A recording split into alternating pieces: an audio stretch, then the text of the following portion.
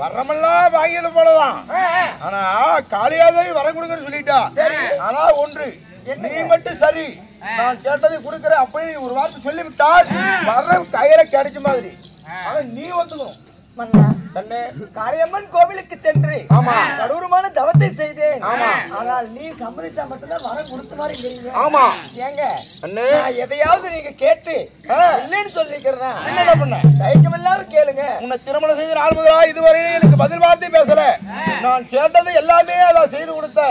ஆனா அதனால அதாவது ஏதோ ஒரு மகனை, அதாவது நம் குலத்திலே பிரதமனா இருக்கணும். அதான் ஆற்றல் அறிவு பொறுமை குணம் என்று சொல்லப்பட்ட கல்வி ஞானங்கள் கற்றவனா இருக்கணும். அப்பேற்பட்ட பாலவனை கொண்டு வந்து பலி கொடுத்தால் சாகாதவர வேகாதவன அழியாக்கிலும் தலையிலே அப்படி என்று அழியாதேவி சொல்லிவிட்டால் அதனால ஏதோ ஒரு மகனை முடிச்சு வெட்டலாம். நீ சரின்னு சொன்னா சரி. மன்னா காளியம்மன் கோவிலுக்கு வரமாங்க போனீங்க.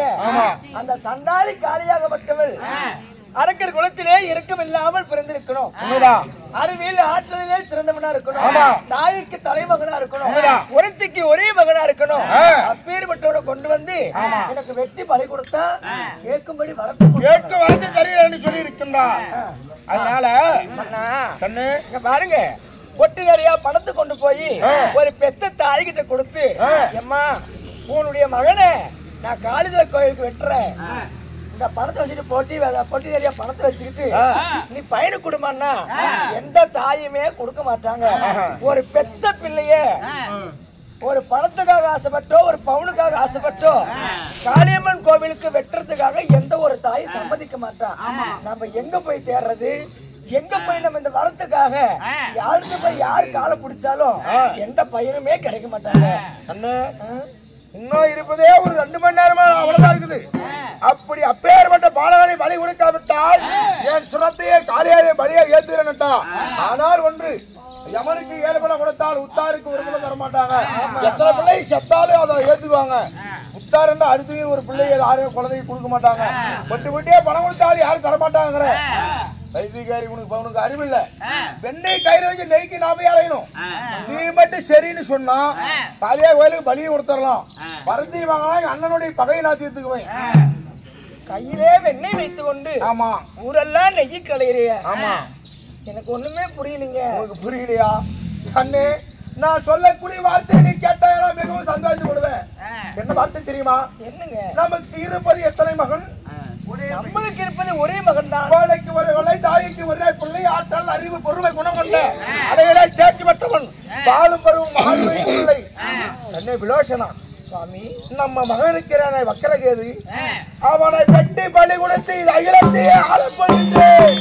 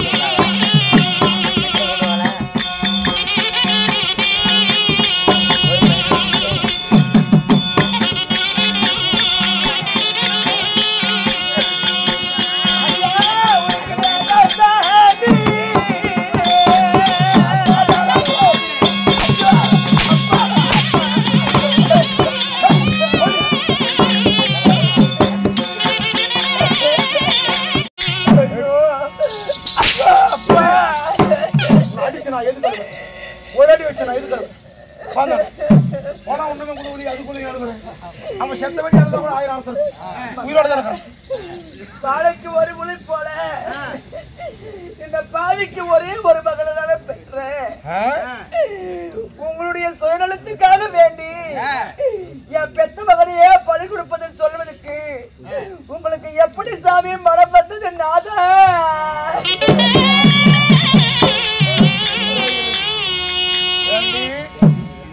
உனக்கு மட்டும்தான் மகனா ஏன் எனக்கு பிள்ளை இல்லையா போலி பைத்தியக்காரி நான் வாங்க வரத்திற்கு பெத்த மானன்று வராமல் காளியாவலி வழி கொடுக்கிறீங்களே சண்டால சதிகாரா அப்படின்னு சொல்றீங்க ஒரு ஆட்டுக்குட்டி வாங்குறோம் கேளுங்கம்மா ஒரு ஆசையா ஒரு ஆட்டுக்குட்டி வாங்குறோம் அதுக்கு தலத்தாம போட்டு வளர்த்துறோம் நம்ம தேவையானா அதே ஆட்டை காளியாய்க்க மாரியாய்க்க போட்டு வெட்டி திங்கிறோமா இல்லையா நம்ம என் தேவைக்கு என்ன தேவையோ அது மகனா இருந்தாலும் சரி மனைவியா இருந்தாலும் பெத்த பிள்ளையா சட்ட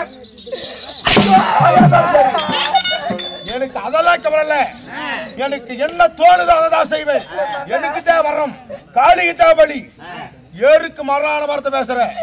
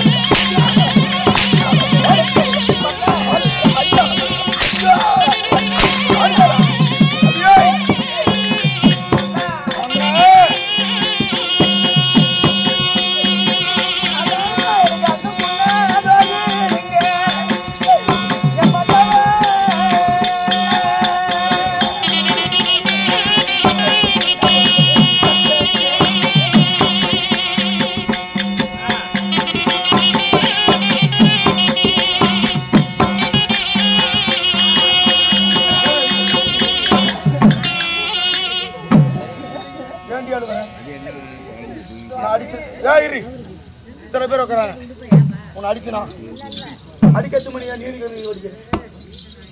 இப்படி வீட்டுல போனவள இந்த மாதிரி அழுந்தா காளியா தேவி என் மகனை பலி எடுத்துக்கு வரா முதலில் போனை என்றால்